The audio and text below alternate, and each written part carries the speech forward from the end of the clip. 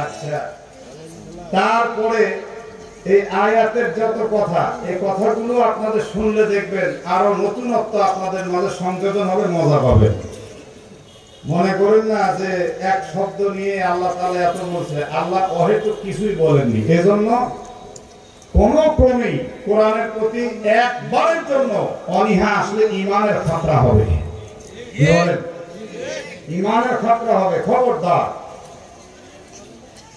আমি এই তালাকের স্তরগুলো আপনাদেরকে শোনাবো ইনশাআল্লাহ। তার আগে তাফসীরের যে নিয়ম অনুযায়ী আমার নির্ধারিত রুকু, পুরো রুকুটা আগে আমরা একটু তর্জমা শুনে নিই, আর তর্জমার মাঝে যত প্রশ্ন আছে প্রশ্নগুলো বের করে নিই। তাহলে দেখবেন যে আপনারা ইনশাআল্লাহ একদম সীসা ঢালা প্রাচীরের মতো শক্ত হয়ে যাবেন ইনশাআল্লাহ।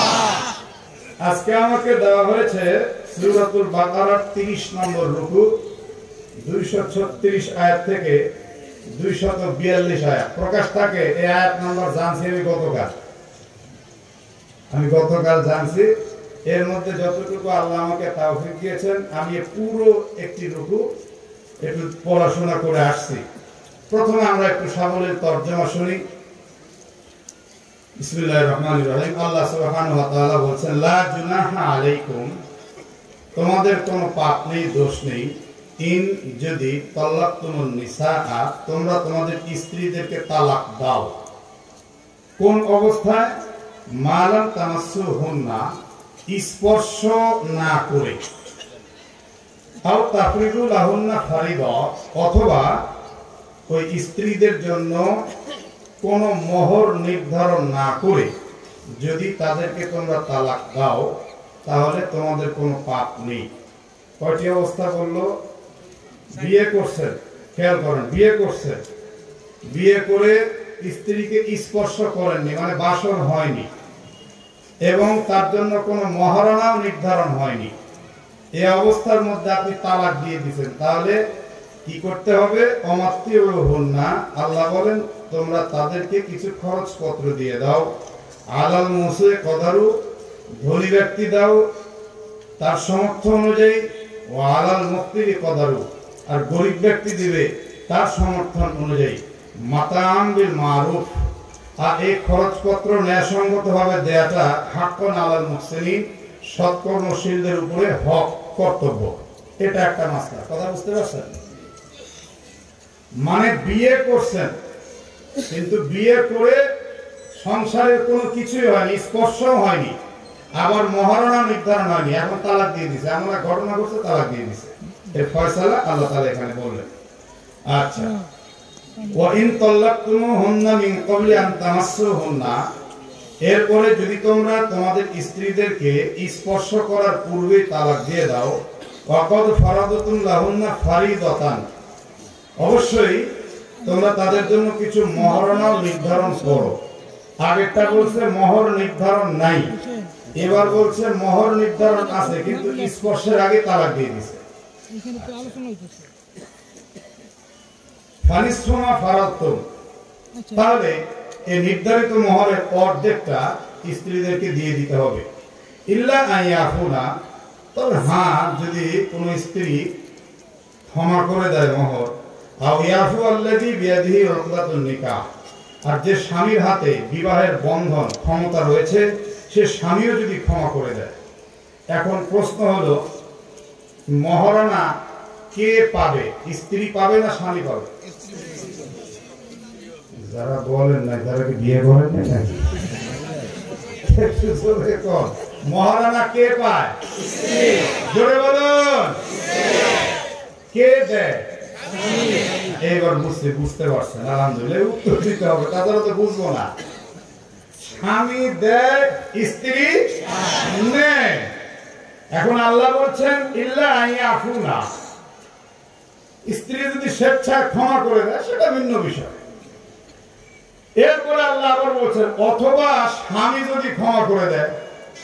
এখন স্ত্রী পাবে মোহর, স্ত্রী ক্ষমা করলে করতে পারে, কিন্তু স্বামী কি ক্ষমা করবে? এটা একটা প্রশ্ন কিনা বলেন? এই যে প্রশ্ন বেরিয়ে গেল, দেখেন আল্লাহ কোরআনের তাফসীর। এরপরে আল্লাহ বলছেন ওয়া আন তাফু আকরাবু লিত্তাকওয়া, স্বামীদের ক্ষমা করে দেওয়াটা তাকওয়ার অধিক নিকটবর্তী। এরপর আল্লাহ তাআলা আরেকটি ভালোবাসার কথা, প্রেমের কথা তুলে ধরছেন।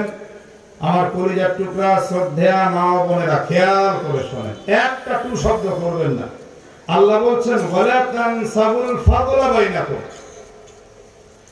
স্বামী স্ত্রী তোমরা পরস্পরের ফজল, সহৃদয়তা, মায়া, মমতা, প্রেম, ভালোবাসা, একে অপরের ত্যাগ তিতিক্ষা, লা তানসাবু, তোমরা ভুলে যেও না।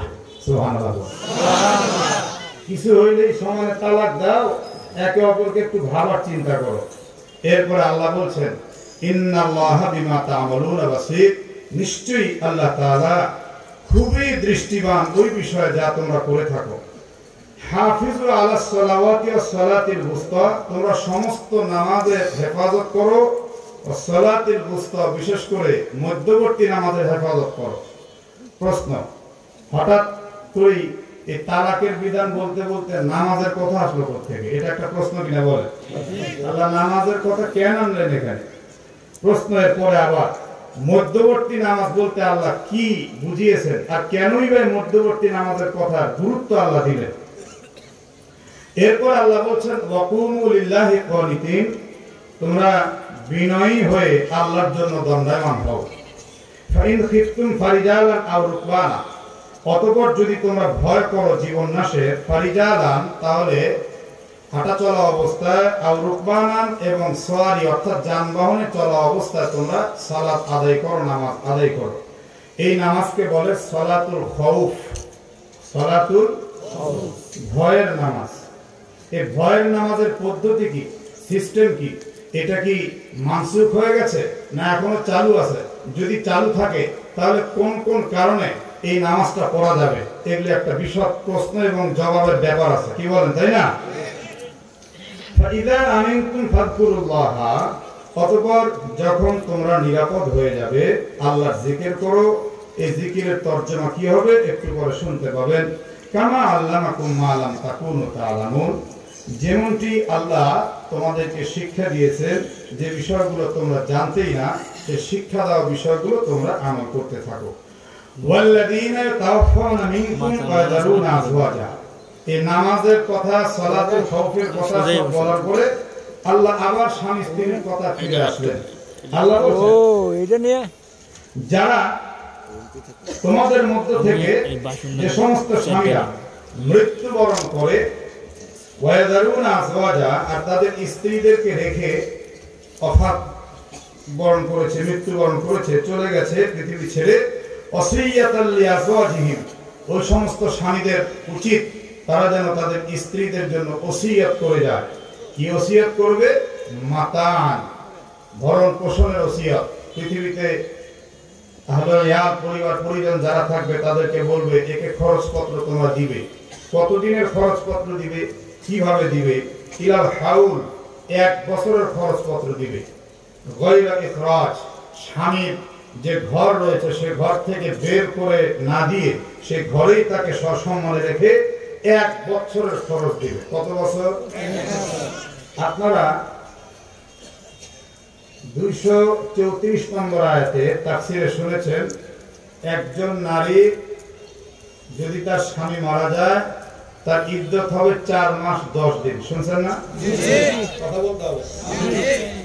الذين يتوفون منكم ويذرون أزواجا يتربصن بأنفسهن 4 أشهر وعشرا, 4 মাস 10 দিন। কিন্তু এখানে আল্লাহ আবার বলছেন 1 বছর। তাহলে দুইটা একটু দ্বন্দ্ব লাগলো না? এই দ্বন্দ্বের নিরসন আমাদের করতে হবে আজকে।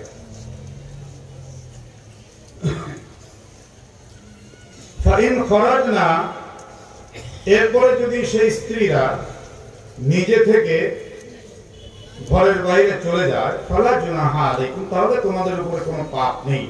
ফিমা ফালনা ফি আনফুসিহিন্না মিন মারুফ, নিজেদের জন্য ন্যায়সঙ্গতভাবে যে কাজ ওই স্ত্রীরা করেছে এজন্য তোমাদেরকে ধরা হবে না, তোমাদের কোনো পাপ নেই। আল্লাহু আজিজুল হাকিম, আল্লাহ তাআলা মহাপ্রজ্ঞাময়, আল্লাহ তাআলা জ্ঞানবান।